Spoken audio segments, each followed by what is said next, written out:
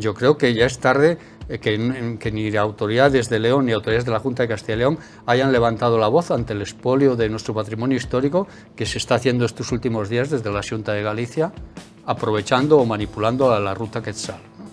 No sé si nos lo quieres contar, en un momentito.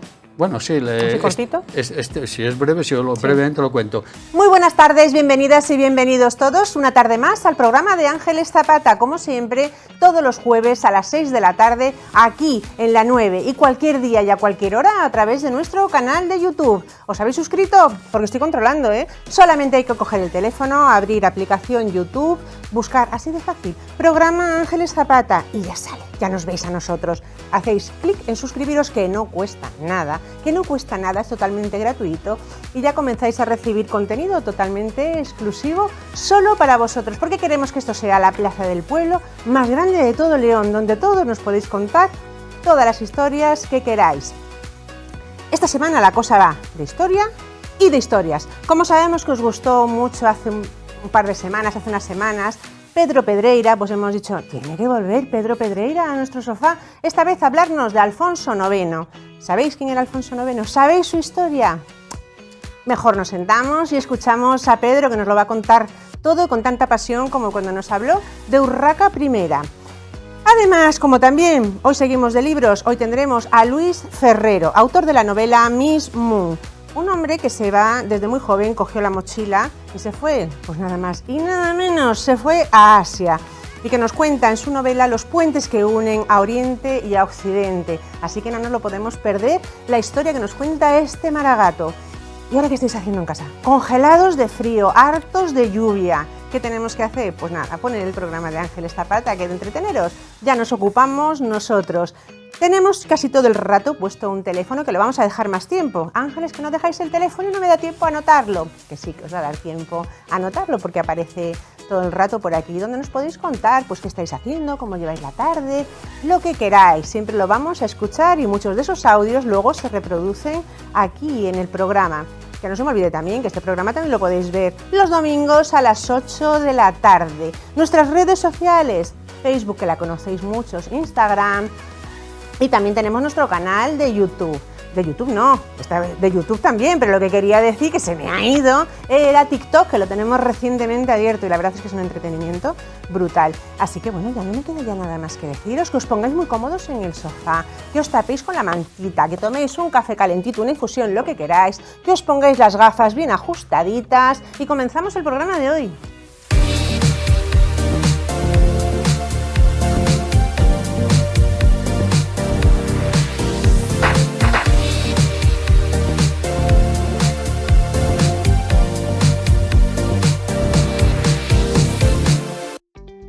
No me puedo creer lo que he visto en TikTok. Siempre decimos que las redes sociales son maravillosas, siempre que estén bien utilizadas, claro, porque hay veces que dan ganas, bueno, de verdad, de decir verdaderas burradas. No las puedo decir por el horario en que estamos, pero bueno, vais a conocer la historia. A algún descerebrado, porque no tiene otra palabra, se le ha ocurrido la idea de vender un aparato para rastrear continuamente la posición de la persona u objeto que lo porte. En el vídeo lo publicita un conocido influencer, con esto de cerebro o menos, con este poquito solamente, va dirigido a chicos para que se lo pongan a sus chicas, o sea, es que no doy crédito. Un aparato que permite controlar a las personas sin su consentimiento. Recordamos que esto es un delito. Si a algún descerebrado se le ocurre, vamos a recordar que esto es un delito. Y el artículo 18 de la Constitución dice que se garantiza el derecho al honor, a la intimidad personal y familiar y a la propia imagen. Dice el descerebrado este, y se queda tan ancho, además, que si tu pareja te dice que está con amigas, espabila y ponle un aparato, no te lo creas. Y siempre hay algún payaso que coge y lo compra porque encima vale una pasta. O sea, vale un dinero. No lo entiendo, de verdad. Bueno, a este le decía yo, a este me lo pongan a mí delante y le digo 4 cositas bien dichas. Pero claro, yo tengo muchos años y esto va dirigido a chavalinas pobrecitas mías. No entiendo el poder este de las redes sociales que están de esta manera tan brutal influenciando en los jóvenes. O sea, chicas, que no, que esto no es amor, que no, que te la están colando. Huye, escápate de ahí, que si te está controlando y te está apretando, a tomar por saco, búscate otro, que ese no es el sitio, ¿eh? Alfonso IX de León ha pasado a la historia como uno de los reyes más importantes de la historia de León y, si me lo permitís, casi de la historia de España. Él fue el responsable de convocar las Cortes de 1188, el primer caso del parlamentarismo de la historia de la humanidad. Fue fundador de la Universidad de Salamanca, la universidad más antigua de España, y sin embargo sigue siendo una figura desconocida para muchos, así que hoy vamos a aprender un poquito más. Y para conocer quién es Alfonso IX, esta semana hemos invitado a José Pedro Pedreira, que ya está aquí sentado con nosotros. Bienvenido de nuevo, Pedro. José Pedro. Gracias. Un placer tenerte aquí otra vez. Hace unas semanas tuvimos aquí a José Pedro en nuestro sofá para hablarnos de la reina Urraca, protagonista de su novela Urraca Emperatriz. Y hoy le hemos vuelto a invitar para descubrir a Alfonso IX, que protagoniza su novela Alfonso IX, el Rey Demócrata. Ambos libros están publicados por Eolas y los podemos encontrar en cualquier librería. José Pedro, Alfonso IX, el Rey Demócrata, ¿realmente podemos decir que un rey medieval era demócrata? No, bueno, esta es una licencia que yo me he tomado para el título, no es una metáfora, pero bueno, quiero con ello hacer alusión precisamente a lo que tú citabas, a que fue el rey que convocó por primera vez a los representantes de las ciudades a una curia, a lo que hoy serían unas cortes parlamentarias, y a la que habitualmente pues solamente asistían la nobleza y el alto clero. Él fue el primero que convocó a los representantes de las ciudades, especialmente de Oviedo, León, Zamora, Salamanca, bueno, las que pertenecían a su reino, y realmente allí se aprobaron unos documentos importantísimos, los decreta, donde se establecían unas normas jurídicas y de relación muy adelantadas para su época. Y al respecto quiero decirte que no solo se te debe permitir decir que fue un rey importante de León y que probablemente un rey importante de España, sino que es un rey importante de Europa, porque lógicamente si él convirtió León en cuna del parlamentarismo, es del parlamentarismo europeo, ¿no? Que además hasta no hace mucho se le trataba de atribuir a un rey inglés, a Juan Sin Tierra, por un documento sin valor ninguno, que era un simple acuerdo con unos nobles por unos litigios que tenían entre ellos. Hoy afortunadamente se reconoce a Alfonso IX como ese padre del parlamentarismo, que convirtió a León en cuna del parlamentarismo. Bueno, desde luego, si ya nos pareció que la vida de la reina Urraca era un juego de tronos, la historia de Alfonso IX no se queda nada corta. A nivel general, ¿qué papel tuvo Alfonso IX en la historia del Reino de León? Bueno, tuvo un papel relevante porque, en parte por lo que tú has citado, ¿no? Has citado dos hitos importantes, tanto la cuna del parlamentarismo por esa primera curia celebrada en 1188, como el haber puesto en marcha los estudios generales de Salamanca, que acabarían convirtiéndose en la Universidad de Salamanca. Pero Alfonso IX accedió muy joven al poder, tenía apenas 16 años, y en unas circunstancias muy difíciles. Por una parte, su madrastra Urraca trataba de disputarle el poder, quería que su hijo Sancho, habido en el segundo matrimonio de Fernando II, pues accediera al poder. Y por otro lado, otra de las circunstancias difíciles es que Alfonso IX se encontró el tesoro real prácticamente en ruinas, ¿no? Su padre, Fernando, se decía que había sido un hombre muy generoso, con monasterios, con la construcción de la Catedral de Santiago, que en aquella época estaban haciendo, y realmente parece ser que era dadivoso y espléndido en exceso, y dejó las arcas reales, como decíamos, el tesoro real muy, muy deteriorado. Y entonces Alfonso IX, incluso hay historiadores que dicen que ese fue uno de los motivos que le impulsó a convocar a esa primera curia, que se celebró a los pocos días de llegar al poder, para tratar de ganarse un poco el apoyo de nobles, cleros y de las ciudades para poder reflotar ese tesoro y poder conseguir el dinero necesario para tantas guerras y batallas como se avecinaba. Bueno, esto es apasionante. Te tengo que decir que después de Urraca somos muchos los que nos hemos enganchado a la historia de León. Mucha gente que me dice, no vamos a seguir. Bueno, pues por eso tienes que contarnos hoy muchísimo. La muerte de Fernando II llegó en un momento de guerras con Castilla en el este, de guerras con Portugal en el oeste y de guerras con los almohades en el sur. ¿Cómo estaba el reino de León cuando Alfonso IX llegó al trono? Sí, la verdad es que León, quizás por nuestra situación geográfica, siempre hemos estado acosados a este, oeste y al sur, y al norte porque nos limitaba el mar Cantábrico, ¿no? Y realmente la situación de Alfonso IX era muy complicada. Al este estaba el que posteriormente sería su suegro Alfonso VIII. Castilla y Portugal eran dos reinos incipientes que habían partido de sendos condados pertenecientes al Reino de León.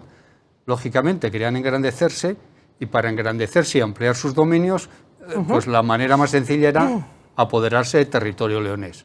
O sea, trataban de expoliar y apoderarse de territorio leonés, como hoy también un poco simbólicamente se sigue haciendo, ¿no? Tanto también desde el oeste y desde el este, ¿no? Entonces, como digo, se encontró por un lado Alfonso VIII acosándole por el este, los sarracenos, como teníamos, por el sur, y por el oeste el rey de Portugal. Es verdad que Alfonso IX tenía fama también de ser un hombre fuerte y un bravo guerrero y luchador, y se enfrentó, de hecho, con Alfonso VIII estuvo prácticamente en lucha constante, pero también era un hombre inteligente y sabía recurrir a las alianzas, ¿no? Uno de los métodos más eficaces para conseguir alianza eran los matrimonios. Por eso después también surgían los problemas que surgían, ¿no? De consanguinidad y demás. Entonces, su primer solución diplomática para tratar de ganarse un aliado y de quitarse de en medio un enemigo fue casarse con la que sería reina Teresa de Portugal, hija del rey de Portugal, ¿no? Esta sería su primera alianza. Y posteriormente, pues comentaremos, se acabaría casando con la hija del rey de Castilla. O sea que realmente las alianzas matrimoniales pues jugaban un papel importante en la estrategia del dominio y de mantenimiento del poder en los reinos, ¿no? Sí, menuda historia que tiene el rey. En el año 1188 se produce un hecho histórico en el Reino de León. El rey Alfonso IX convoca a las Cortes de León. ¿Por qué convocó esas Cortes y por qué son tan importantes para la historia de la humanidad? Sí, bueno, lo que decíamos antes, fundamentalmente lo que decía, parece ser que la convocó acuciado por quizás la inestabilidad con que se encontraba él al llegar al trono y, como decíamos, por la ruina, por así decirlo, en que se encontraba el tesoro, tratando de ganarse el apoyo de nobles, cleros y de los representantes de las ciudades. Son importantes para la ciudad, para la humanidad, por lo que decíamos antes, porque fue la primera expresión, la primera manifestación en la que se daba la voz al pueblo, por decirlo en términos coloquiales actuales, ¿no? Pero no solo era eso, sino que en ella se promulgaron los famosos decretos, que era pues todo un compendio de derechos y de leyes, como creo que he dicho antes, incluso adelantadas a su tiempo, que recogían derechos sobre la propiedad, sobre el respeto a los jueces, sobre la apelación a la justicia en casos de litigio y otros tantos apartados que eran casi impensables en la época, ¿no? Y esto, como decíamos, fue pionero y fue en toda Europa, como lo ha sido el Reino de León en muchas cosas, ¿no? Lo fue con Urraca, que fue la primera mujer de pleno derecho reina y emperatriz en Europa, lo fue con Alfonso IX, lo fue con Alfonso V, porque León fue la primera ciudad libre de España, la primera ciudad que se puede considerar una ciudad libre, en relación directa con el rey, gracias al fuero promulgado por Alfonso V. Las demás ciudades eran simples señoríos dependientes del conde de turno, del obispo de turno o del abad del monasterio de turno también, ¿no? Claro, lo que tocara, ¿no? Bueno, y todo esto con 16 años. Sí, el niño, llegó, ¿no? jovencito. Está claro que este chico era un verdadero genio.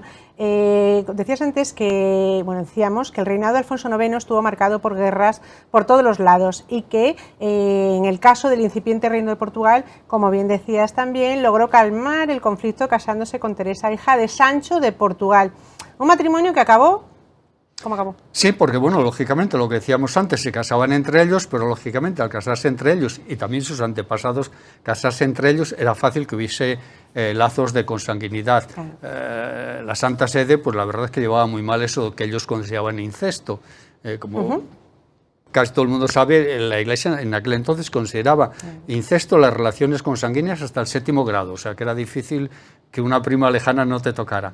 Ellos eran los dos nietos de Alfonso Enríquez, el primer rey de Portugal. Entonces, lógicamente, ahí había un problema. Desde el primer día, el Papa, también presionado por Alfonso VIII, que además estaba muy resentido porque había un compromiso de que Alfonso IX se casara con una hija de Alfonso VIII, que era una niña, la niña Urraca, de 2 años, pero claro, Alfonso no estaba dispuesto a que se hiciera mayor para tener hijos y ese acuerdo se rompió. Entonces Alfonso VIII presionó en la Santa Sede, donde parecía que tenía gran influencia, sobre todo por las aportaciones dinerarias que les hacía llegar, y el Papa incluso amenazó y excomulgó a Alfonso IX si no disolvía el matrimonio. Pero él dijo que hasta que no tuviera descendencia no se iba a romper ese matrimonio, y en los 3 años que estuvo casado tuvo 3 hijos. Sancha, Dulce, 2 eran mujeres, y Fernando, que era el destinado a sucederle en el trono, ¿no? Bueno, acabó, que luego nos lo contará seguramente, teniendo 19 hijos que sepamos, ¿no? Bueno, sí, era un hombre que se decía muy vigoroso. También, esto es, vamos, recogido por las crónicas, que era un hombre incluso con una voz potente, que imponía, con muy buena oratoria. Me imagino que era un hombre en ese aspecto atractivo, y además era un rey. Hombre. Entonces, claro, tenía mucha facilidad para conseguir buenas relaciones, y sí, la verdad es que tuvo muchísimas amantes y muchos hijos, y incluso alguno que se nos escapa, ¿no? Tuvo 3 hijos con su primera mujer, tuvo 5 hijos con su segunda mujer, y al menos 11 o 12 más con sus amantes, numerosas. Ahí es nada, ¿eh? Y conocidas, ¿no? Uno de los dolores de cabeza de Alfonso IX era la ambición del reino de Castilla. Después de la excomunión del rey Alfonso VIII de Castilla, aprovechó para invadir varias ciudades dentro de las fronteras leonesas. De hecho, las tropas castellanas llegaron a invadir Puente Castro. Aquí a las afueras de la... Vamos, aquí lo tenemos aquí al ladito. ¿Eso es así? Sí, sí, eso es así. Alfonso VIII continuamente trató, como decíamos antes, de expandirse y tratar de engrandecer Castilla a costa de León, sobre todo en los campos góticos, en lo que hoy es Tierra de Campos, pues trató de apoderarse de... No, trató de apoderarse, no, y consiguió apoderarse de varias fortalezas y castillos, que además estuvieron en litigio prácticamente durante todo el reino. Y una de las veces, sí es cierto, que después de haber sido rechazado y casi derrotado en Benavente, en Astorga, pues siguió su campaña hasta llegar a las puertas de León, y en lo que hoy es Puente Castro, donde era el lugar de residencia habitual de los judíos, pues provocó una terrible masacre, se apoderó un cuantioso botín. En ese momento Alfonso IX no estaba en León, estaba precisamente también un poco haciendo de las suyas por esa zona de Tierra de Campos. Al enterarse vino, porque se pensaba que además Alfonso VIII trataba de invadir León capital, ¿no? Y bueno, yo lo que he recogido en las crónicas, una de las versiones más fiables, es que Alfonso IX, cuando se enteró de que Alfonso VIII, cuando se enteró de que su primo Alfonso IX regresaba hacia León, pues salió huyendo hacia Castilla, abandonó Castilla y no se atrevió a apoderarse de León, ¿no? Madre mía, o sea, nos liamos, temían, ¿no? Nos liamos un poquito con tanto. Bueno, después de toda esta aventura, todo lo que nos has contado, Alfonso IX falleció en el 1230. Muy bien, con 59 años. Antes de morir, Berenguela, que me lo he saltado porque también se casó. Sí, ¿verdad? eso es importante. Hija del rey de Castilla. Sí, es que es lo que decíamos, estos conflictos de Castro sucedieron un poco antes de que Alfonso IX emprendiera una campaña contra Castilla, contra el rey de Castilla, contra Alfonso VIII. Que curiosamente me gustaría hacer una aclaración. Alfonso VIII, lo conocemos como Alfonso VIII porque en León había habido 7 Alfonsos antes, pero en Castilla no había habido ninguno. Entonces, tendría que haber sido Alfonso IX, o sea que ves como hasta ahí nos usurpan los ordinales para darse una cierta importancia. Pero bueno, cierro paréntesis. Alfonso IX trató de invadir Castilla, se había acampado en Medina tratando de asaltar zonas importantes de Castilla. Entonces, así como Alfonso VIII no me merece mucha simpatía, su esposa Leonor Plantagenet y su hija Berenguela sí me la merecen, ¿no? Leonor Plantagenet además era una mujer ilustre para la época, que se había criado en la corte inglesa, era hija de Leonor de Aquitania y de Enrique II de Inglaterra, había traído corrientes culturales, había incorporado trovadores, poetas, escritores, eruditos a la corte de Castilla, que eso después Berenguela lo aportaría hacia León. Entonces, él ya parece ser que fue quien tuvo la iniciativa de tratar de sofocar o pacificar aquella tensión constante que había entre los dos Alfonsos, entre Castilla y León, y como decíamos en un principio, la mejor manera que encontró fue ofrecer a su hija Berenguela en matrimonio a Alfonso IX. Y Alfonso IX en este caso sí aceptó, aunque estaba viviendo también uno de sus apasionados romances con una joven de lo que hoy es el País Vasco, una tal Inés, con la que acaba de tener una hija, pero bueno, lógicamente entendió, y sobre todo sus consejeros y los obispos que le asesoraban, le aconsejaron que era más beneficioso para la paz del reino casarse con Berenguela. ¿Cómo era Berenguela? Berenguela, la verdad es que es una reina muy interesante, porque, por lo que decía antes, porque heredó de su madre Leonor Plantagenet y de su abuela Leonor de Aquitania ese amor por el saber, por los libros, por la cultura, y eso lo trajo al reino de León. Pero además no se limitó a ser una reina consorte, ¿no? Sino que realmente, a pesar de haber sido recibida con un poco de uñas en León, de hecho le llamaban la castellana, y eso, lógicamente, entonces, como casi ahora, pues ya era un poquito ofensivo. Ella se supo ganar la voluntad de los leoneses, implicándose en obras, en reformas. Las Torres de León, que se dice que estaban prácticamente en ruinas desde las épocas de Almanzor, ella se ocupó de repararlas, de la Basílica de San Isidoro. El palacio, que hoy todavía conocemos como Palacio de Berenguela, cuyos restos están, como sabéis, en el claustro de las Teresianas, que también es un caso curioso, ¿no? Que un monumento, por así decirlo, patrimonio de la ciudad del reino esté en un recinto privado, pero bueno, ese también es otro paréntesis que abro. Quiero con esto decir que Berenguela fue una reina que se implicó mucho, y es curioso porque incluso algún autor, quizás no sé si muy pudoroso, como decíamos, la lujuria de Alfonso IX era súper conocida y sus escarceos con amantes eran continuos. Parece ser que en la época esa que estuvo casada con Berenguela, no sé si estaba muy enamorada de ella o qué, pero parece ser que fue en la época en que no tuvo prácticamente amantes. ¿No? Sí que con ella tuvo 5 hijos. Había tenido, como he dicho, un Fernando con Teresa, pero volvió a tener otro Fernando con Berenguela, que acabaría siendo el Fernando, el que hoy conocemos como Fernando III el Santo, porque, lógicamente, el que le debería haber sucedido era Fernando, el habido con Teresa de Portugal, el portugués. Pero este chico, digo este chico porque era un chico joven, 19 o 20 años, falleció en lo que hoy presumiblemente denominaríamos como una muerte súbita. Se acostó por la noche en su lecho y a la mañana, cuando fue a despertar, estaba muerto, ¿no? Entonces, la línea sucesoria pasaba a ese otro Fernando que había tenido con Berenguela, con la que tuvo 5 hijos. La primera, por cierto, murió, y como murió aquí en León, que se llamaba Leonor, está enterrada también en el Panteón de San Isidoro. Bueno, sin duda podemos considerar que Alfonso IX fue un genio. ¿Cómo fue?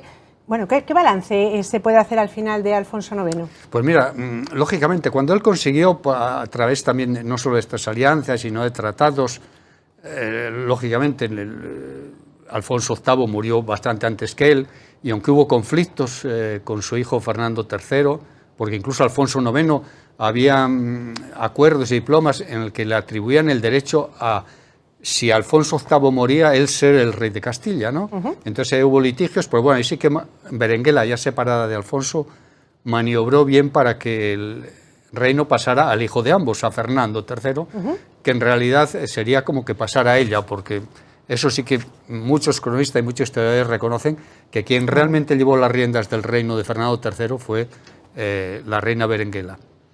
Pero Alfonso IX, como digo, en esta época, que estuvo más libre de esas tensiones con los reinos cristianos vecinos, pues los usó para realmente ampliar lo que hoy conocemos como Reconquista y tratar de expandirse, que era un acuerdo que habían llegado, que cada uno se expandiera hacia el sur, en territorio ocupado por los moros. Entonces, lógicamente, Alfonso lo hizo en lo que hoy conocemos como Extremadura, que antes se conocía como la Transierra, y conquistó, poco antes de morir, conquistó plazas tan importantes como Cáceres, Mérida y sobre todo la taifa de Badajoz.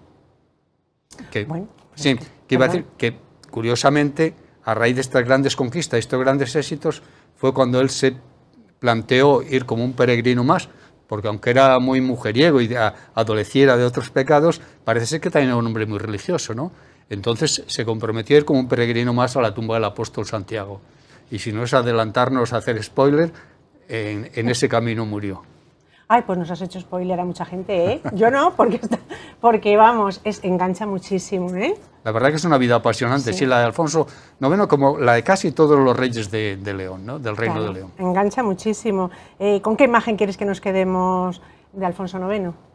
Porque nos has... a ver, vamos a quedarnos con... Bueno, dímelo tú. ¿Con qué imagen? Con la imagen de un hombre luchador, de un hombre que, lógicamente, como decíamos antes, desde sus 16 años en que se enfrentó con poderosos enemigos, realmente supo plantarse y defender fuertemente sus derechos, y fue un hombre que también, aparte de esa labor guerrera y también de esa otra labor o de ese otro comportamiento que podíamos que los puristas podrían llamar libidinoso, realmente fue un hombre también que se preocupó mucho, lo que decíamos antes, los decretos lo demuestran, por el mundo de la justicia, por establecer normas y leyes que facilitaran la convivencia de sus ciudadanos. Esto parece un poco sorprendente hoy en día, pero esto pasaba en el siglo XII y esto Alfonso IX lo llevó a cabo, y es también algo importante. Yo creo que fue un gran legislador y que también en ese aspecto cabe subrayar su importancia. Y también, basta que yo me considero, aunque sean minúsculas, un hombre de la cultura, fue un hombre que apoyó la cultura, si bien es cierto que en este aspecto yo creo que fue muy influenciado por su esposa Berenguela, ¿no? De la que hemos hablado antes en este aspecto. Y él también, y de hecho aquí pues hubo importantes cronistas como Lucas de Tuy y otros que realmente desarrollaron importantes obras literarias, y esto era porque los reyes las sufragaban fundamentalmente, ¿no?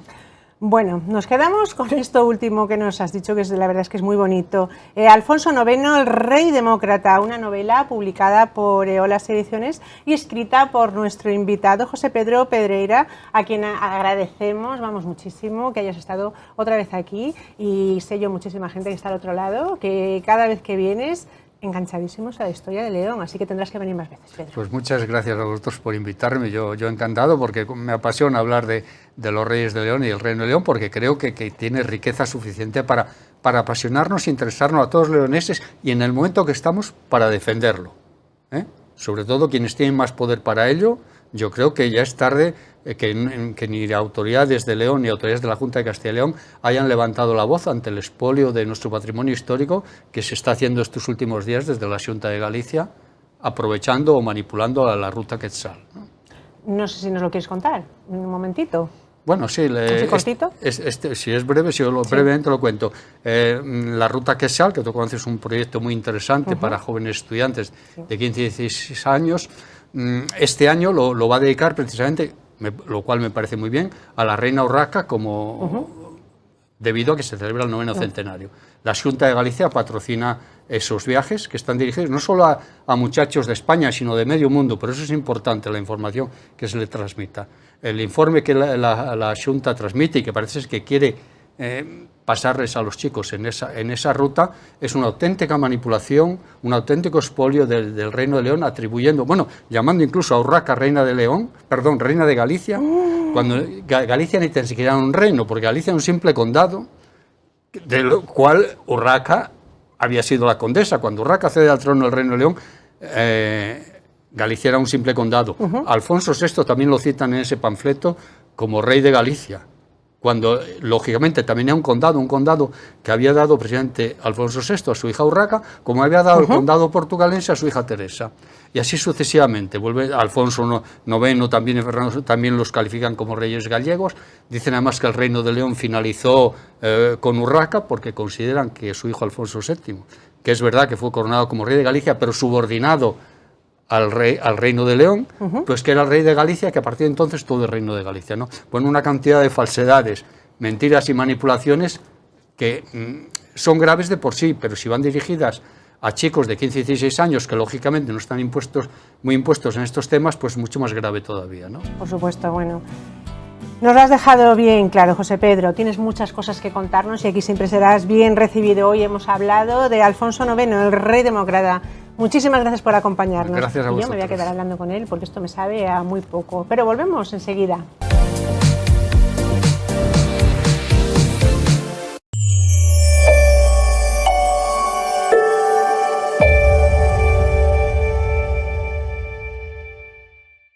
En Óptica Navarro cuidamos de tu vista desde hace más de 100 años. Hoy en Óptica Navarro seguimos siendo un referente en León, cuidando la salud visual y auditiva de varias generaciones. Nuestro equipo de ópticos y audioprotesistas combinan experiencia y calidez humana con la tecnología más avanzada para ofrecerte el mejor servicio. Desde análisis visual y control de tensión ocular hasta la adaptación de lentes de contacto y audífonos de última generación. Con la realidad virtual, analizamos tu dinámica de mirada para diseñar lentes progresivas que se adapten perfectamente a tu forma de mirar. Innovación exclusiva que mejora tu experiencia visual. Óptica Navarro. Mucho más que una óptica.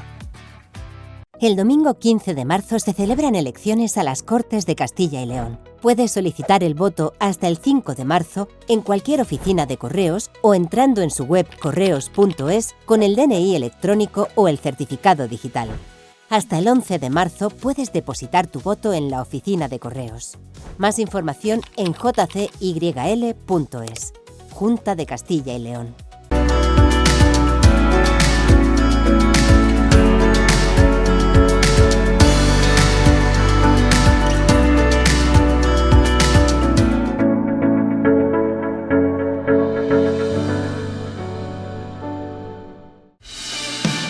¿Quieres que tus trabajadores estén seguros y cómodos en su trabajo? En Idobla Ropa Laboral tenemos la solución. Ofrecemos una amplia gama de ropa de trabajo y seguridad para todo tipo de actividades laborales. Contamos con ropa industrial, protecciones, calzado de seguridad, uniformes laborales, ropa térmica y de deporte, vestuario de frío y mucho más. Además, si quieres personalizar tus prendas, nuestro equipo especializado en personalización de artículos textiles te ayudará. Visítanos en nuestra tienda en el centro de León. Llámanos al 987 27 26 47 o visítanos en www.idobla.es.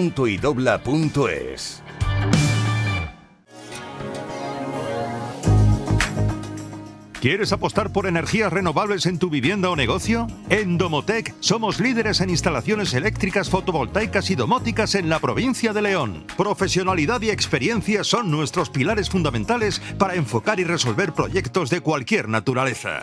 Referentes en energía fotovoltaica. Elige autoconsumo solar y ahorra produciendo la energía que consumes en tu hogar. Elige Domotec.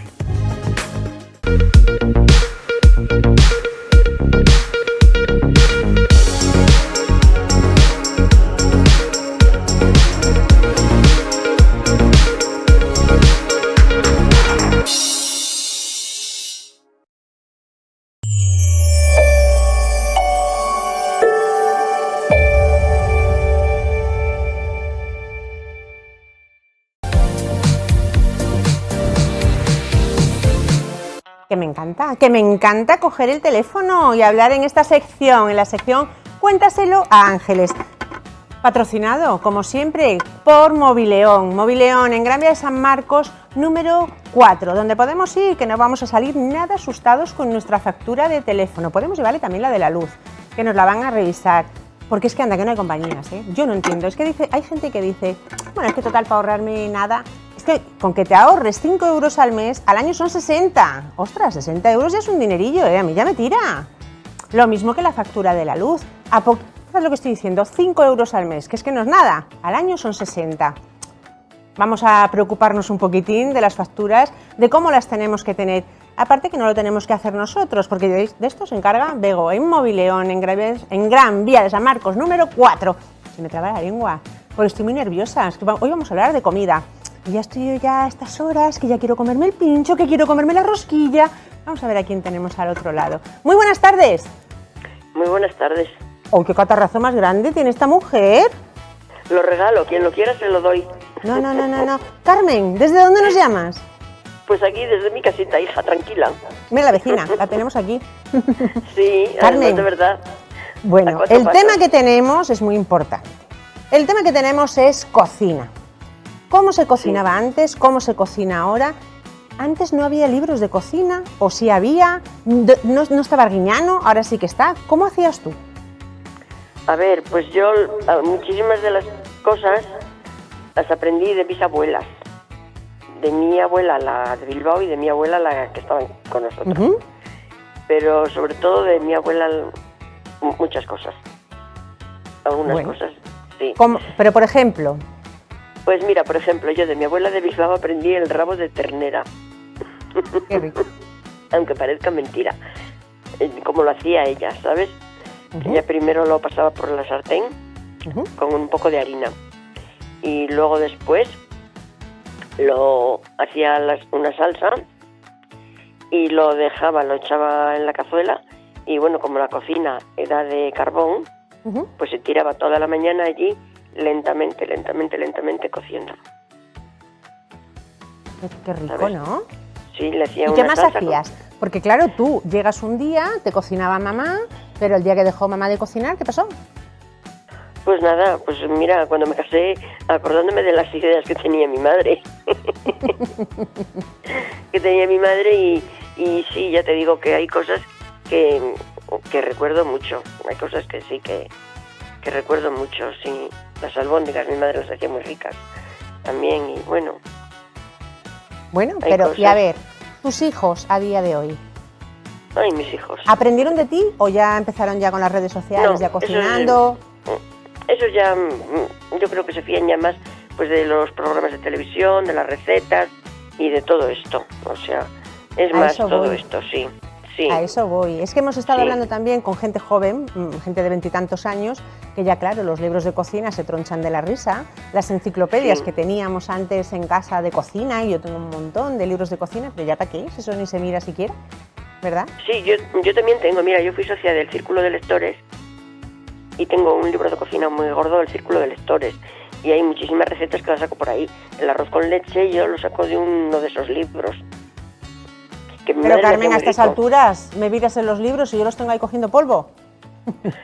Bueno, pero a mí como ya se me está yendo la cabeza. ¡Uy, uy, qué exagerada ella! ¡Uy, qué exagerada! De vez en cuando sí, tengo que mirar a ver, uy, el arroz con leche. Y lo hago y bueno, sí que me gusta como lo hago. Sí. Claro.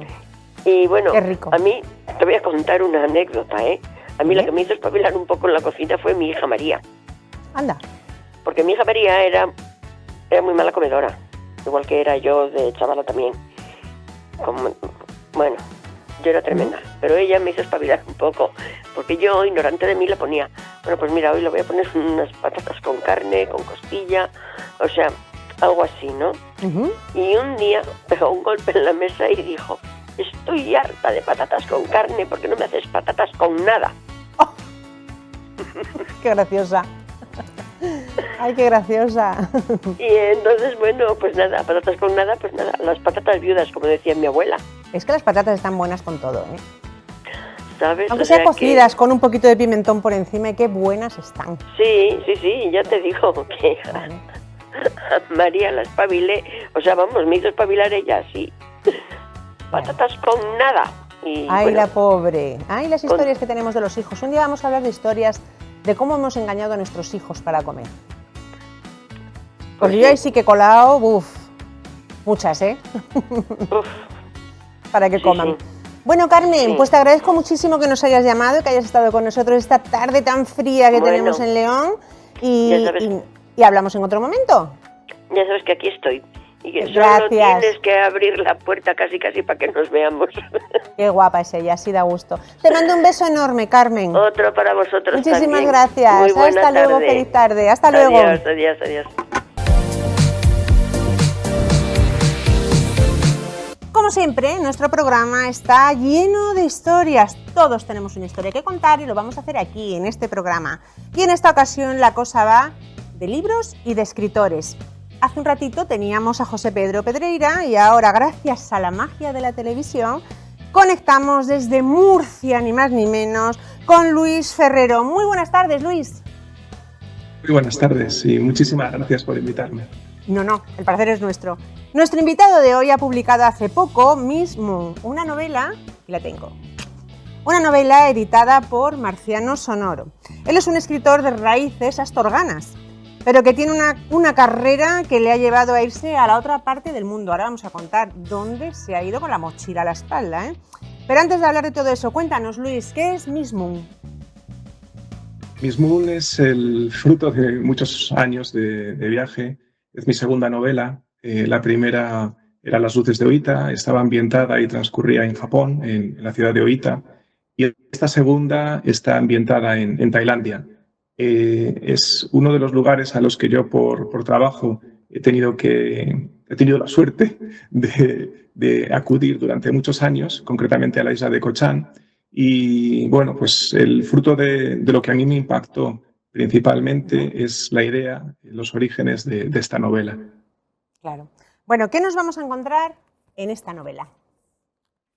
Nos vamos a encontrar a distintos personajes que viajan. Todos ellos inician un viaje y convergen en la ciudad, en la isla de Cochán. Es una de las islas más grandes de Tailandia. Y nos vamos a encontrar con algo que creo que fue lo que a mí me llevó a escribir la novela. Es esa idea primigenia que siempre ha de haber para que, supongo, un escritor se ponga a escribir y que además ha de ser algo impactante porque tiene que aguantar todo el periodo de transición desde que la idea es idea hasta que conseguimos plasmarla en el papel. Entonces, ahí nos encontramos con unos personajes que son los Kathoey, con una protagonista que es Karna, y con todo lo que transcurre o con todo lo que nos depara la mirada occidental. Yo soy un occidental que ha tenido la suerte de estar en Tailandia y en Asia durante 15 años por razones de trabajo y que he estado muy atento a la mirada del occidental para con los orientales. Creo que eso es uno de los puntos que a mí me llevan a escribir esta novela. Claro. Bueno, en el año 2005, lo estaba contando él, nuestro invitado tomó una decisión que es para cambiar la vida de cualquiera. Ese año Luis Ferrero emigró a China, lo que nos estabas contando hace un momentito. Y desde entonces ha vivido a caballo entre China y Japón y Corea del Sur y otros países asiáticos. ¿Qué te llevó a emprender este viaje? Formo parte o trabajo durante muchos años para una empresa que tiene raíces murcianas, pero que tiene un afán internacional de comercializar sus productos. Hay una idea de crear una filial en China y bueno, pues yo tengo 31 años y estoy lleno de ilusiones. Así que rápidamente mi jefe lo percibe y me invita a pasar de 6 meses. Me invita por 6 meses a emprender esa misión comercial. Y esos 6 meses se alargan hasta 15, que es lo que, bueno, con el COVID fue el momento definitivo para que nos repatriaran y para que, bueno, yo ya diera un paso de vuelta a España después de todo ese tiempo. Claro. Menudo susto. Bueno, Clara, cada uno piensa que emigrar y especialmente emigrar, ojo, a un país asiático, a uno se le vienen cosas a la cabeza de Lost in Translation. ¿Es fácil para un occidental integrarse en un país tan distinto, asiático? Bueno, yo tuve la suerte de estar moviéndome y viajando continuamente por Asia, aunque sí es verdad que, digamos, la base está en Pekín, pero paso casi 6 meses durante todo el año viajando a los distintos países del sureste asiático, entre ellos Tailandia y sobre todo Corea y Japón. Digo esto porque el hecho de convivir en el grupo donde yo estaba trabajando con nativos, principalmente estar rodeados en esa empresa de más de 50 personas de allí, hace que tengas con el tiempo una mirada que tú no eres consciente de que vas adquiriendo hasta que pasa bastante tiempo. Y digo esto porque yo creo que por lo menos tienen que pasar 5 años para que tú empieces a perder tus perspectivas occidentales. Lo que pasa es que eso, afortunadamente, los occidentales, cuando tú regresas a España, no lo perciben.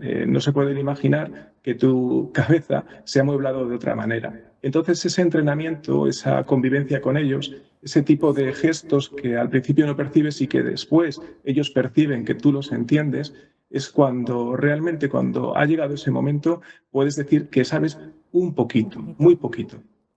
¿En qué nos parecemos y en qué nos diferenciamos orientales y occidentales? Pues nos parecemos muchísimo porque en realidad cuando somos capaces de profundizar y llegar al sustrato, al final somos exactamente iguales. Sufrimos, amamos, nos peleamos, envidiamos. Y precisamente de eso trata esta novela.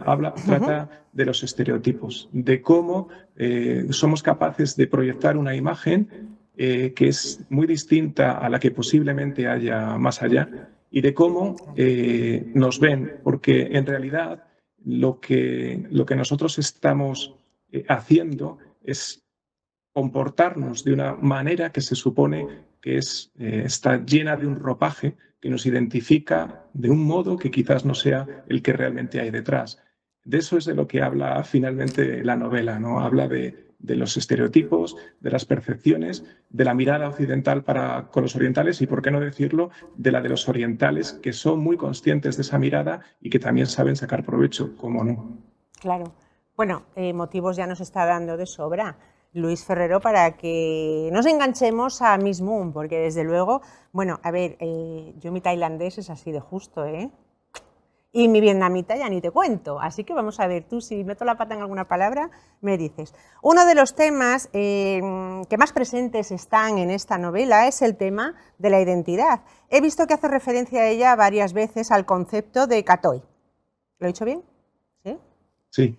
Para quienes no lo sepan en sus casas, Kathoey es una palabra que se utiliza en Tailandia para referirse a una realidad como es el tercer sexo. Tú que conoces bien este tema, ¿qué es exactamente Kathoey y qué papel juega este concepto en tu novela?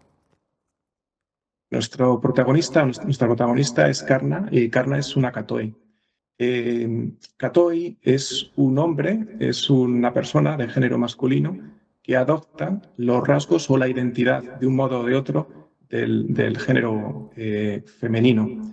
Pero más allá de esa diversidad o de ese amplio espectro que cabe en el género, lo que yo quería era entender qué es realmente o cuál es realmente la psicología de una Kathoey. De un modo muy simplista, si dijéramos que una Kathoey es muy parecido en la traducción y de hecho se ha hecho así, se ha traducido siempre como un trans, en realidad estaríamos muy lejos de definir qué es una Kathoey en Tailandia, donde estaría mucho más cerca del tercer género. Allí, tradicionalmente, la presencia de los Kathoeys es muy abundante. Es una de las cosas que llama la atención, que más llama la atención, es la gran cantidad de Kathoeys que hay y la naturalidad con la que desde tiempos inmemoriales ellos conviven con el resto. Pero a mí lo que realmente me llamaba la atención es esa identificación de ellos como el tercer género, porque precisamente difería de esa educación que hemos tenido durante tanto tiempo, en la que ya desde muy pequeñitos teníamos que responder a la pregunta de ¿es un chico o es una chica? ¿Y qué ocurre si, bueno, realmente no es un chico o una chica? Y en este sentido, bueno, me llamaba mucho la atención y me gustó mucho en las primeras lecturas que hacía un buen amigo de Miss Moon, era la inquietud que le generaba el hecho de no identificar perfectamente el género de ese protagonista del que estábamos hablando. Y cuando me lo comentó, me sentí realmente contento porque estábamos cumpliendo uno de los objetivos de la novela. Es apasionante lo que nos estás contando, o sea, motivos ya para seguir enganchándonos muchísimo más. Un concepto que en cierta manera se conecta o se contrapone con lo que acabamos de ver es otra palabra japonesa, ahora nos vamos a Japón, onnagata. ¿Lo he dicho bien? Sí. De japonés, ya ves tú, ¿eh? ¿Cómo conectas ambos conceptos? Bueno, el onnagata es muy curioso porque este tema que estoy tratando, el tema de los estereotipos, sobre todo de la percepción ante los ojos de los hombres occidentales cuando llegan a los países orientales, a Japón, a China o a Tailandia, y se encuentran con las Kathoeys, es un tema que en su día fue tratado por Devin Henry Wang, que es un chino-americano de segunda generación, ahora estadounidense, que trató en su obra En Butterfly, que muchos vimos después en la película En Butterfly con Jeremy Irons como protagonista, y trataba de este tema en el que una diva china, bueno, pues mantiene una relación de pasión durante 20 años con un funcionario de la embajada francesa. Y lo más curioso del asunto es que durante esos 20 años ese funcionario francés ignora cuál es el verdadero género de su pareja. Eso, él cuando le preguntaban a este escritor cuál era el origen, él dijo que lo que había tratado de hacer es darle la vuelta de construir el concepto de Onnagata. Y el concepto de Onnagata, lo trato de resumir muy rápidamente, allá en el siglo XVII en Japón se prohíbe que en las artes escénicas, en los teatros, los protagonistas que interpreten papeles de mujeres puedan ser mujeres. Así que a partir de ese momento, todos los papeles de las mujeres sobre el escenario los van a interpretar hombres. Y, por supuesto, hombres que tratan de imitar la conducta, la actitud y las formas de la mujer. Eso quiere decir Onnagata en japonés, forma de mujer. Lo que pasa que esas formas de mujeres son las que percibe el hombre y su actitud sobre el escenario es la de una mujer que intenta en todo momento seducir. Es decir, en realidad, lo que se intenta imitar llega a ser totalmente eliminado, anulado. Es algo así como en la interpretación, en aquel concurso que se dijo que había, donde Charles Chaplin acude y queda segundo. Es un concurso sobre imitadores de Charles Chaplin y él queda el segundo. Aquí, la mujer, cuando intentan interpretar el papel de la mujer, queda en segundo lugar. De hecho, bueno, la frase que es lapidaria, donde en esa misma película y en ese guión, lo que nos cuentan es que solo un hombre sabe cómo debe actuar una mujer. Sexista, ¿verdad? Yo no lo he dicho. Tienes toda la razón. Todo eso es lo que me lleva a escribir Miss Moon. Y menos mal que lo has escrito. Bueno, lo estamos viendo, la búsqueda de identidad entre lo masculino y lo femenino, entre lo occidental y lo oriental, y los nexos de unión, las zonas grises que hay entre ambos. Tú utilizas la metáfora del puente para hablar de estos nexos, ¿es así? Sí, porque es un poco la primera pregunta que me hiciste, Ángeles, al principio, cuando me hablabas de cuáles son esas diferencias y cuáles son esas similitudes que hay entre los occidentales y los orientales. Y al final yo creo que lo que trato de hacer es, como persona que ha vivido durante 15 años y que ha vivido todo lo felizmente que se puede vivir en esos países, al final es una necesidad absoluta de salvar puentes. Y esa necesidad es la realidad, es un constante viaje en el que intentamos salvar esas diferencias, que por supuesto las hay y que son principalmente culturales, que son de mirada, pero que al final, cuando llegamos más allá, nos damos cuenta de que nuestro amigo es un amigo independientemente de su nacionalidad o de su origen o de su raza. Luis, ¿y dirías que la identidad está en el ser o está en la mirada? Uy, ahí me has tocado, yo creo que la identidad está en el ser y creo que la mirada es lo que tenemos que educar para llegar al ser. Totalmente. Qué bonito lo que has dicho. Me lo voy a poner muchas veces. Antes de terminar, me gustaría cerrar esta conexión por el principio. Al inicio de la novela, tú recuerdas un episodio muy importante en la historia de Vietnam, como es la inmolación del monje Quang Duc. ¿Lo he dicho bien también? Muy bien. Es que yo de vietnamita también ando mal, ¿eh? ¿Por qué empiezas aquí esta historia? Sí, hay un personaje que participa en esa inmolación y que después forma parte de la trama. Pero a mí lo que realmente me quería destacar es precisamente lo que hemos dicho de la mirada. Ante los occidentales, esa fotografía que pasa por ser una de las fotografías periodísticas más impactantes, que además tiene unas connotaciones enormes desde el punto de vista de la política. Al día siguiente, esa fotografía que es la que aparece en la portada, que tienes ahora mismo en la mano, donde Quang Duc se inmola, al día siguiente está en la mesa del presidente Kennedy en aquel tiempo, y cambió totalmente el devenir de Vietnam, la participación que luego todos sabemos que tuvo Estados Unidos. Pero lo que a mí realmente me llamaba la atención es que ante los occidentales eso es un ejemplo de suicidio. Es el primer ejemplo de cómo una persona se inmola, pero lo que siempre se dice es, el calificativo es el de se ha suicidado. Cuando realmente, si estudias qué es lo que ocurre allí, para ellos, ese monje tibetano, lo que está totalmente lejos en su percepción de la vida es la del suicidio. Y eso que él hace, en realidad es un acto de amor, un acto de vida y un acto de entrega muy alejado del concepto de suicidio que nosotros entendemos. A mí me parecía que si estamos hablando de estereotipos, de la visión de los occidentales sobre lo que ocurre, lo que sucede en Oriente, este era el ejemplo más impactante, porque seguimos entendiendo que el monje Quang Duc se suicidó cuando ninguno de los orientales y sobre todo los monjes de ese culto pueden entender que ahí hubo un suicidio. Eso es el ejemplo que a mí me parecía necesario como punto de partida. Bueno, desde luego que es un placer tenerte aquí, Luis, y que nos vayas contando tantas y tantas cosas. Bueno, me imagino que con tanto viaje tu familia ya no sabrá ni en qué idioma hablarte.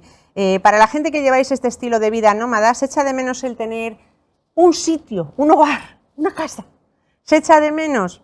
¿O el nomadismo puede convertirte en un hogar en sí mismo? Yo siempre he sabido que iba a regresar. Entonces, bueno, lo que haces es alargar el viaje. Pero bueno, como viajero que soy y como tantos otros viajeros, hay un dicho inglés que es, bueno, viajar al norte o viajar al sur, pero volver a casa siempre es lo mejor. Bueno, él es de Astorga, ha estado los carnavales, los has pasado por aquí, ¿no? Sí. Aquí lo sabemos todo, ¿eh? Sí, ¿Y qué tal? ¿Echas mucho de menos? ¿Cada cuánto tiempo sueles venir a la tierra? No, ahora que ya estamos bueno, ahora estoy en Murcia, viajo, pero mi base nodriza ya está en una pedanía murciana donde vivo muy bien, y cada 3 meses como mucho vamos para allá. Y si es posible, el verano lo paso en Astorga, por supuesto. Jolín, qué bonito, ¿verdad? ¿Qué deberíamos aprender de Occidente? Uy, de Oriente, perdona, es que esto, como estaba leyendo 2 cosas, discúlpame. ¿Qué deberíamos aprender de Oriente? A mí hay una cosa que me gusta muchísimo de los orientales, que es su modo de escuchar. Cosa que aquí, ¿verdad? ¿Se hace o no se hace? Se hace a veces. Ay, qué sinceridad. Bueno, la verdad es que ha sido una maravilla escucharte, un verdadero placer, y es una pena no tenerte aquí en nuestro sofá, pero vamos, cuando vengas un ratito sacarás para estar aquí con nosotros, ¿eh? No te nos escapas, la próxima vez que estés en León no te nos escapas. Luis Ferrero, autor de Miss Moon, editado por Editorial Marciano Sonoro y disponible prácticamente en todas las librerías de León, además de la propia página web de Marciano Sonoro. Luis Ferrero, te quedas en el paraíso natural. Muchísimas gracias, un placer, y bueno, pues ese café alargado queda pendiente. Lo anoto, ¿eh? Gracias. Mira, que aquí queda grabado, ¿eh?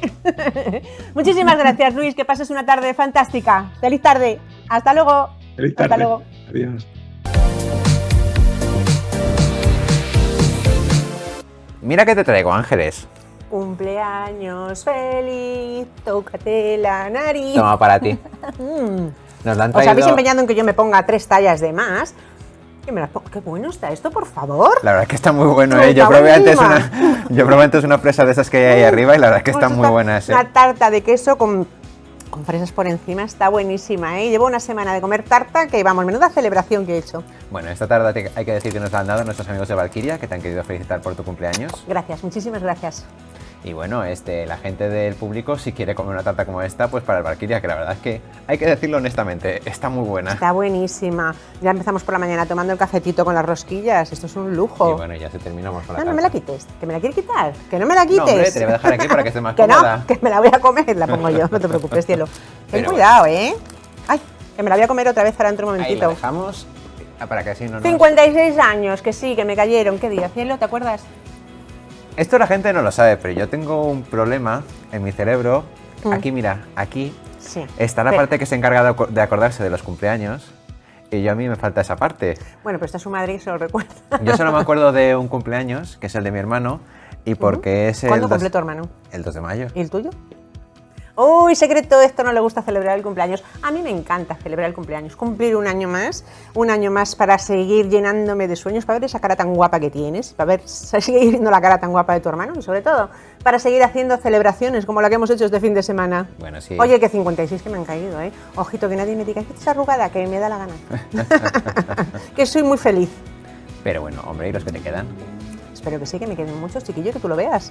Yo he de decir que estaba buscando antes a ver si había algún cumpleaños famoso, pero la verdad es que la gente que me ha Yo tengo seguido una tía no... que cumple, una tía que está en Alcaudete, en Jaén, que cumple también años, no recuerdo cuántos, es la madre de mi prima en Carní. Pero es famosa.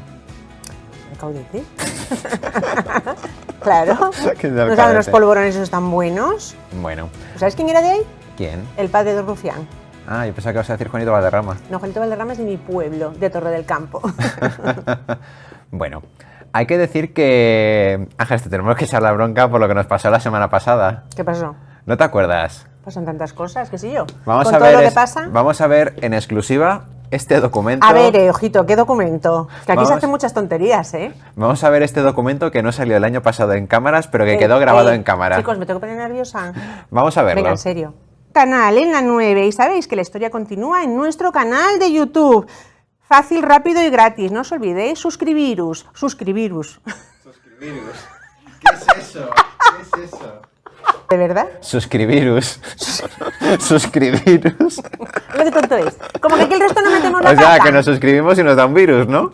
Qué tonto es. Estaba que el no. coronavirus y ahora es suscribiros. Bueno, pues, vale, pues, a ver, si os gusta que hagamos estas tonterías, para bien o para mal, todos los programas salen un montón de verdad tomas es que todos los falsas. programas tenemos alguna. Porque nos lo pasamos muy bien, aquí nos divertimos muchísimo y claro, salen meteduras de pata, ¿qué le vamos a hacer? Que tú tampoco te libras, No, ¿eh? yo tampoco me libro. Aquí todos. Así que yo creo que vamos a sacar una sección por lo menos una vez al mes del estupidiario este que tenemos No estaría tú y yo. mal, la verdad. Pero bueno, oye, vamos a hablar un poquito de lo que tenemos hoy. Porque, Encima por de la ejemplo, mesa. ¿qué tenemos para comer? ¿Qué tenemos hoy para comer? No será para merendar, nene. Ahora, bueno, aquí ya van faltando la mitad de los bocadillos y dentro de un ratito, en cuanto terminemos el programa, nos sentamos, vienen los compañeros, nos sentamos. Y comemos los deliciosos pinchos que nos trae Es que no Atrio. duran un minuto. Es que no duran un minuto. Es que están tan buenos, una tapa fantástica. Y te Sí. decía lo de comer porque también tiene menús del día. Así que, Menús del día, efectivamente. Además están abiertos todos los días y tenemos sorpresitas. sí es verdad, no Pero podemos contarlo todavía, pero bueno. Atentos a nuestras redes sociales. Ahí es donde vamos a decir todo lo que va a pasar en próximos días.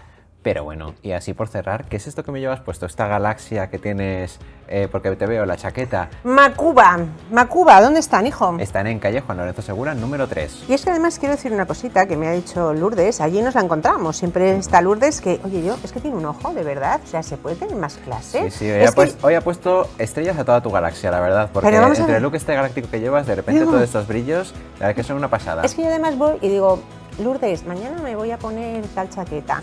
¿Cómo? La pobre mujer te decir, Ángeles, ¿no me lo puedes decir una semana antes? Te lo digo el día antes. Y ya con esa sonrisa que no se la quita nada, Lourdes, muchísimas gracias. Bueno, es que no pierde detalle.